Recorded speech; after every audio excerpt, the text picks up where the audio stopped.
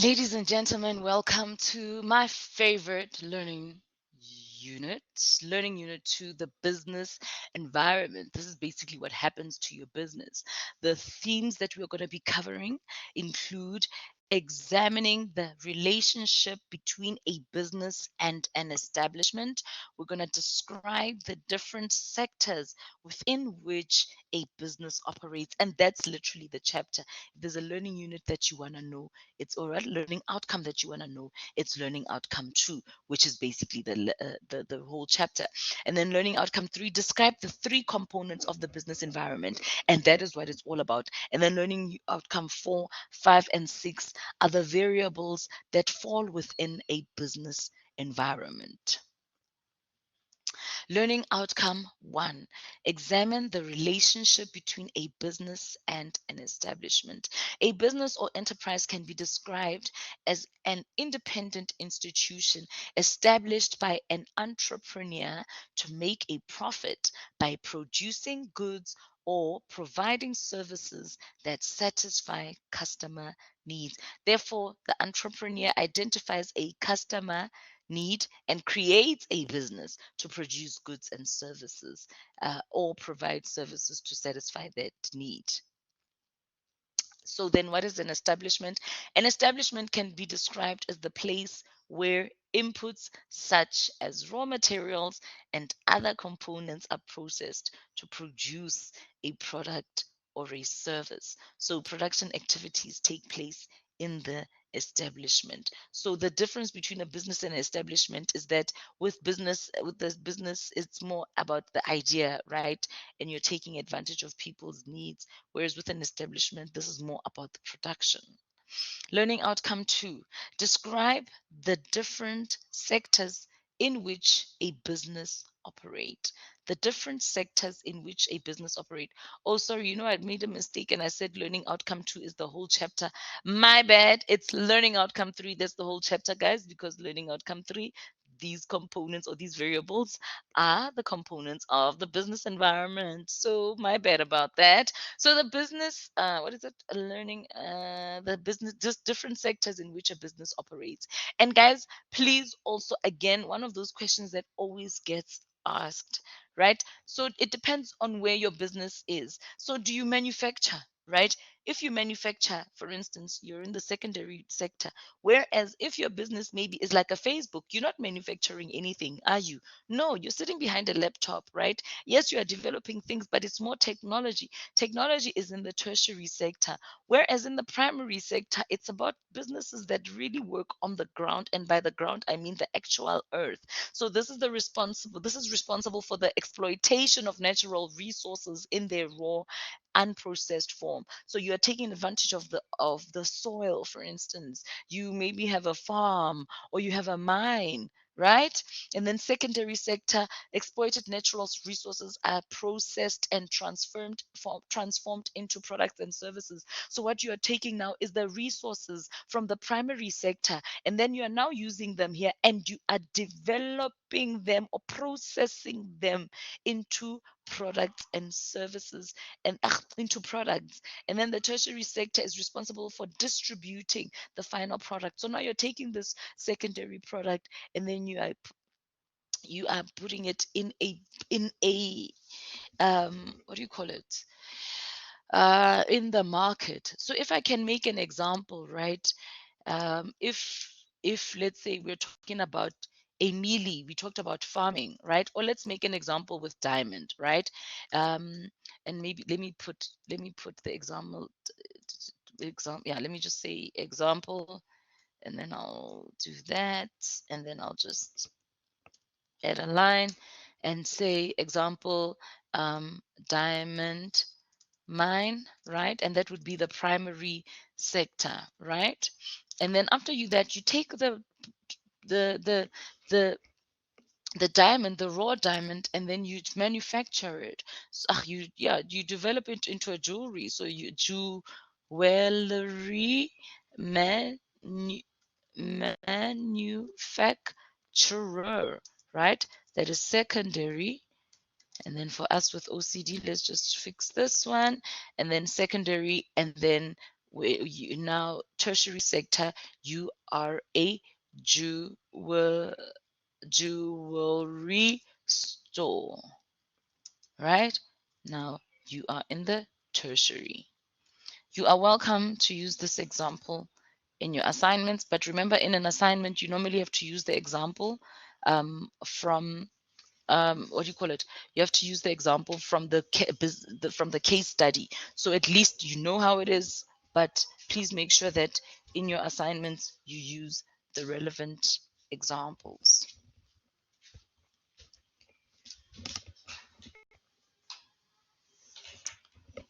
Sorry.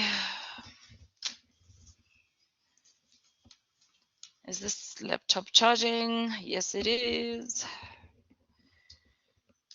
Okay.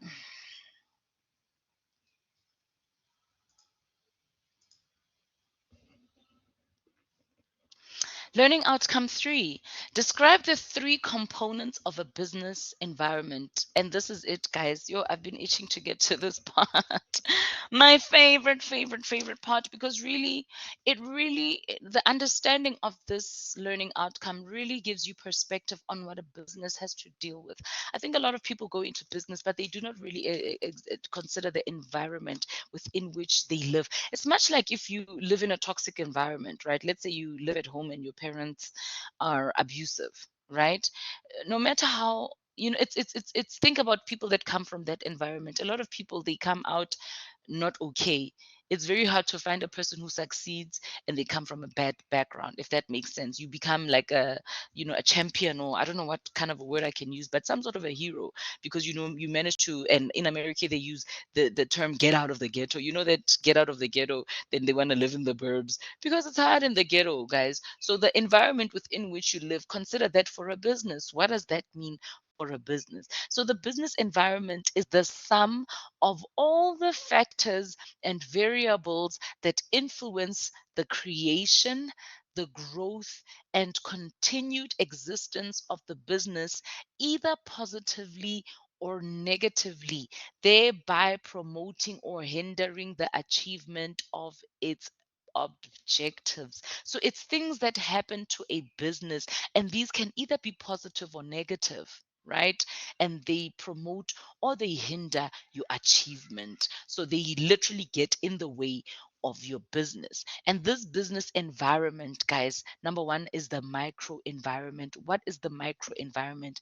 And let me actually make this a little bit more interactive. The market environment, when I insert a text box, the market environment, right, is the actual business. So it's inside your business, inside your business. And then the market environment is just outside of your business. And this includes what? Your suppliers. What else? What else? And then the macro. So the macro you cannot control. And maybe let me rather do that and say you can semi control, and maybe that make that distinction. And then macro you can not control. For instance, load shedding is part of the macro environment. You cannot control load shedding. It happens to you with or without your permission. Whereas the market environment, you can semi-control. So for instance, remember I had made an example of a supplier. So for instance, your supplier, you can be like, negotiate. Hey man, look, I know you want to take this for 20 rand, but you know what? Give it to me for 18, because you know what. And then the one that is inside your business, you can fully control. You can fully control, and that is inside your business, and that is the micro environment. So if we're talking about the business environment, we are basically talking about you as a business, yourself, yes, but we are then also talking about the market environment, which is that around you, and you can semi control, because you see it touches you, right? But the macro environment, you really cannot um, control it. So the micro environment variables. well, the microenvironment and its variables. The microenvironment, and remember the microenvironment that I said is inside your business and you can fully control, right? So we're going to discuss the microenvironment and its variables. The microenvironment is the sum of factors and variables which occur internally in the business and are influenced directly or indirectly by management decisions. So you yourself are making these decisions by yourself. Have you ever, and I know some of us, and I know some of us are working and what do you call it? Working and studying, right? Have you ever had an employer who's just a man, a have you ever had an employer who's just making decisions that you're just like, huh? Excuse me, are you really making that decision for your business, right? So yeah, that's happening internally within your business and you influence it. So you are influencing your micro environment by the decisions that you're making. You're influencing what? Your business, right? These factors and variables have a fundamental influence on the establishment, growth, and continued existence of the business. If there's anything that you want to remember about the micro environment, it's the actual business. Then the mission statement and objectives of the business. Remember, these are within the business, right? So we're talking about if you have a mission statement, you basically have a vision for your business and you're saying, this is what I'm going to do, or this is what I need to do to achieve my objectives, right? So this is what the business hopes to achieve and how it intends to do so. So your objectives are what you hope to achieve, and the mission statement is how you intend to do that. The mission statement and objectives must correspond with the demands of the external environment. Which one is the external environment? The market environment and the micro environment. You see that they're saying that the decisions that you make in here, in the micro environment, they have to be relative to what's going on. You can make a decision and say, you know what, in my company, we are going to open 24 hours a day, right? And then it turns out you get load shedding. So when you have load shedding, are you able to then open for those many hours a day like you wanted to? Hence, it must correspond with the demands of the external environment. The functions of the business include the following management divisions, and we've covered these in the previous learning unit, so I won't go into them in detail now.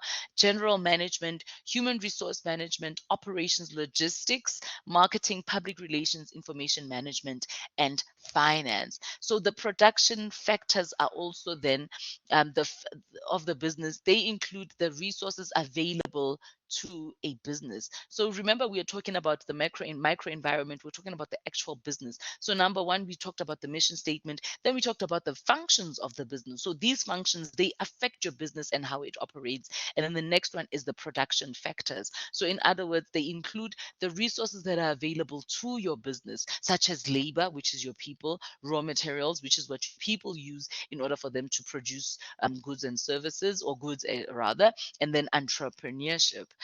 Well, capital and entrepreneurship. So the money that you make, and then entrepreneurship, which is you putting them all together to create that business. Remember, we talked about how a business was created in the first learning unit, and now we're taking these things and we're putting them together. With these resources, the business must use opportunities to ward off threats in the external environment. Whew. So you must fight with these resources. The decisions that you make really fight for you.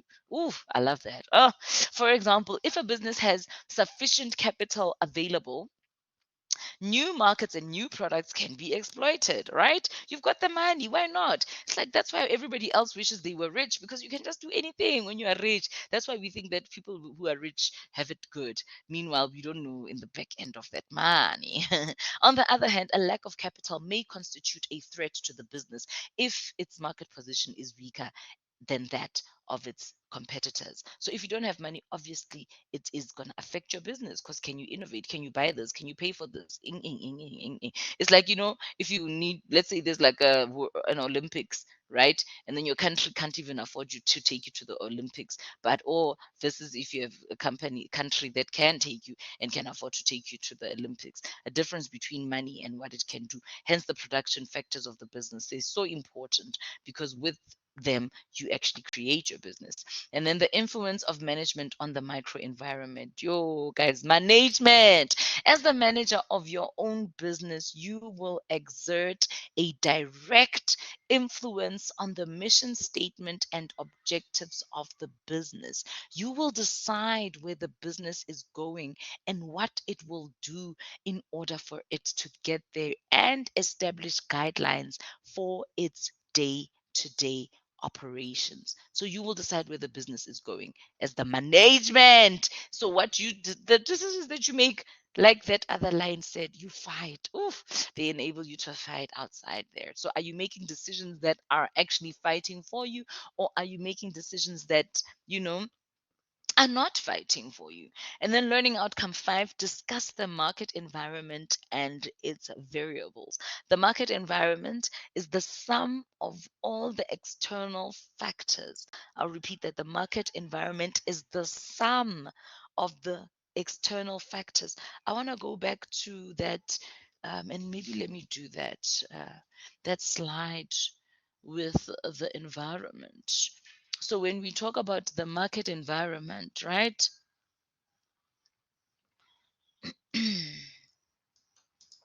We're talking about, they say, the sum of all the external factors and or variables that may not be subject to control. Yes, you cannot control them, but can sometimes be influenced to benefit the business. So we've talked about that.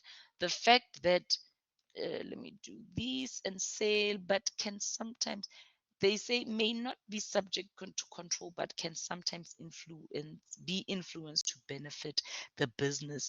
I made an example earlier with, for example, an example, a supplier, right?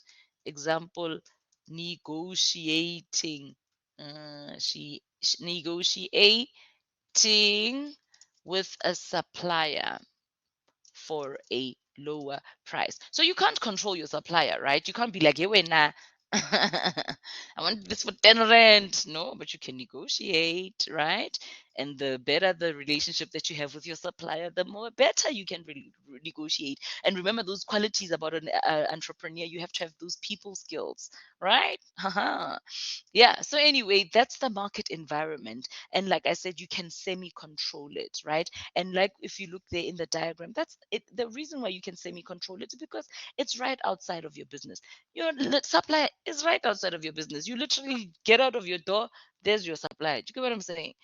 Versus your micro environment, where are you going to find load shedding? Where in the world is load shedding, right? You can't control it, you can't touch it, but it's happening.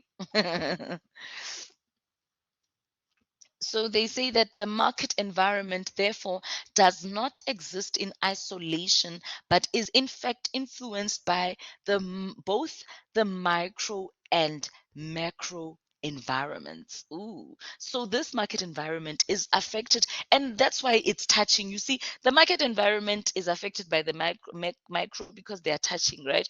And the macro environment also affects the market. They are touching there, and that's why that model or whatever, it's like is like that. Again, the market environment does not exist in isolation, but is in fact influenced by both of those environments. Three variables are peculiar to the market environment, namely the market, the competitor, and the suppliers of resources. Who is the market? The market is your customers, right? So your customers, you can definitely, negotiate with your customers. Like sometimes they'll say, no, please don't buy one, buy two, right? You're literally affecting the number of your sales and your competition. Maybe what you can do is you can learn from their mistakes, right? And sometimes, yes, you cannot collude, but you can sometimes maybe strategize. And I don't know how many companies really want to do that. And maybe let me not do that. Let me rather say you can learn from their mistakes or winnings, right? How are they affecting you? They affect you because now you can go and implement ideas that you get from them, right? And then the suppliers of resources, I've already given that example. And then the last one, discuss the macro environment and its environment. Sorry, I love to fix mistakes as I see them. Discuss the macro environment and its variables. The macro environment, one of my favorites. And guys, please, when you discuss these variables and they ask you which one affects a business, all of them. Okay, please don't think it's just three or whatever. All of them will always affect a business, and we will go through that now. So, the macro environment consists of all the variables and factors outside the business which have a positive or a negative influence on the growth and continued existence of the business, right? They can have a negative or a positive. And let's write negative in red. Me and my color coding. So, yeah, the individual business has no control. And I think if there's one thing that one word that you want to take away from the business environment, is that no control part. And if I use this again and I copy it and I bring it here, right? Remember we talked about the fact that if it's not touching, maybe it's not got not so much control. You see, that's why here it's got some relationship because it's touching. So these the micro environment and the macro is not touching. Therefore, you don't have control over it. So, the microenvironment consists of a number of sub environments, which are usually described as variables or forces. These include economic, social, political, technological, statutory, physical, and internal. So, what I want to do is I want to use this and make examples of this, right? Economic, for instance, and and maybe that's what's missing in these slides, the fact that I didn't really discuss them in detail, guys.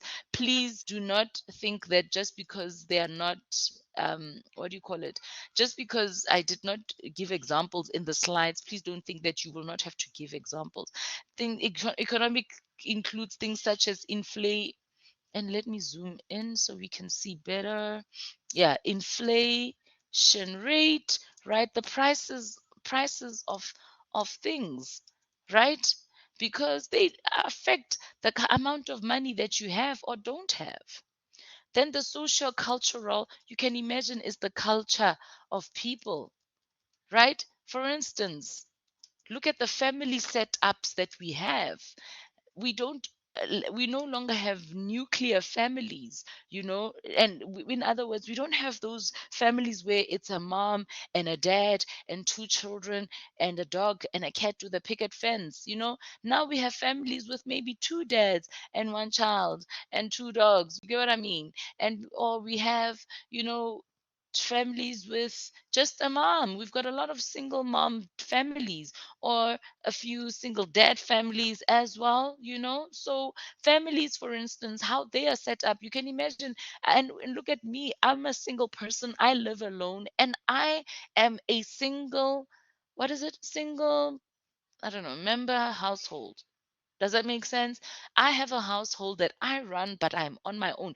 It has also come, like, it's also dawning on me, like, in these last couple of years, that I'm actually a family on my own. Because when I go shopping for my place, I'll buy like one tomato, one onion. You get what I'm saying? Whereas if you're a family and those pick and pay specials that I don't like so much because I'm not a big person like that, a big family like that, I can't buy a whole kg of butternut and a kg of this and a kg of that. But if you have a family, that makes sense, you see. So that affects your business. And then political, of course, we know the laws. Actually, that's statutory. So political, we can say, for example, corruption that you see here in our country, right? And then technological, we know how technology can affect your business. And then statutory would be the laws that are in place. So, for example, triple B or is it triple B, triple E? I don't know, triple B, E, E. Hey, Angazi. But anyway, we know what I'm trying to say, right? I think it's like this, something like that. Employment equity, yes, it's not triple E. So physically, right, which can be your raw materials. Do we have water, right? Do we have water? Do we have soil if you're a farmer, etc., etc.? Do you have roads, right? Um, in a country, because remember, if you're gonna do these roads, and you have infrastructure that is working, roads and infrastructure, and then international influences. So, example, international wars that we're seeing happening right now. The war in Russia, is it Russia and who? Ukraine, international war. Example, Russia and Ukraine. Russia and Ukraine, Russia and Ukraine. Remember when the oil prices went so high for us?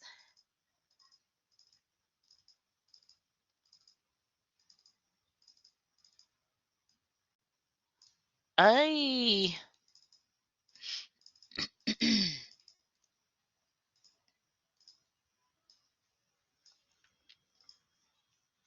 Please, guys, make sure that you know this. So, for instance, if you get a question like that about the macro environment, you have to say, how do prices affect a business, right? How does the inflation rate? That's what you're basically doing.